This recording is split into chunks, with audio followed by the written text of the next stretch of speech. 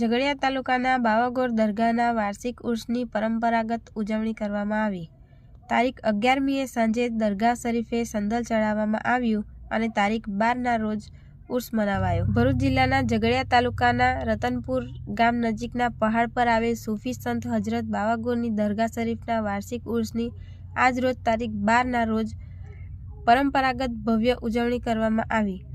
ઉલ્લેખનીય છે કે 800 વર્ષ જૂના આ ધાર્મિક સ્થળે વર્ષમાં 2 વાર મેળાના આયોજન કરવામાં આવે છે, જેમાં દર વર્ષે ભાદરવા મહિનાના છેલ્લા ગુરુવારે દરગાહ શરીફનો ચશ્મો, પાણીનો કુંડ વધાવવાના દિવસે ભરાતો મેળો અને ઇસ્લામી રજબ મહિનાના દરગાહના વાર્ષિક ઉર્સના દિવસે ભરાતા મેળાનો સમાવેશ થાય છે।